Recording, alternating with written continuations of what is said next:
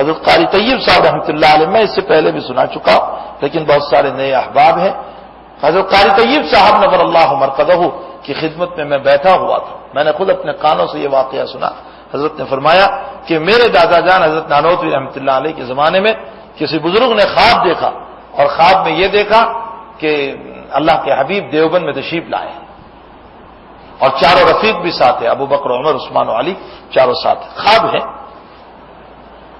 تو وہ خواب دیکھنے والے حضرت نانوتوی سے کہہ رہے ہیں مولانا قاسم صاحب سے کہ حضرت چلیے حضور کو ملنے کے لیے آقا تشریف لائے ہیں.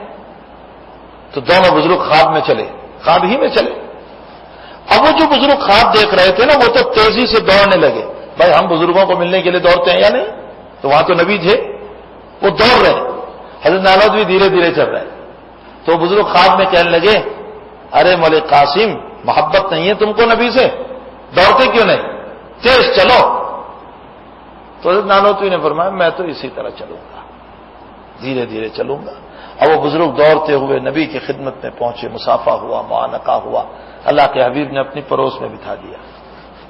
تھوڑی دیر کے بعد حضرت نانوتوی پہنچے، مصافحہ اور معانقہ ہوا.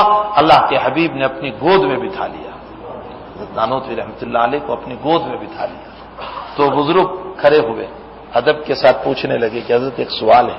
فرمایا بتاؤ کیا سوال ہے؟ فرمایا جتنی محبت اور جذبات میں آیا اتنی محبت اور جذبات میں قاسم نہیں آیا. آپ نے اس کو گود میں بٹھا لیا اور مجھے پڑوس میں بٹھا لیا. حضرت کا جواب سنیے.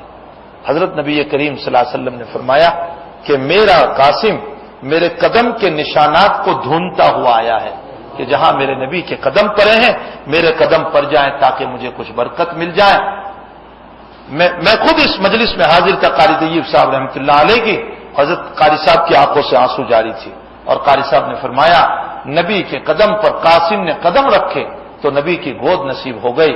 اگر نبی کی سنت پر ہم اپنی زندگی کو رکھ دیں گے تو یقیناً نبی کی شفاعت نصیب ہو جائے گی.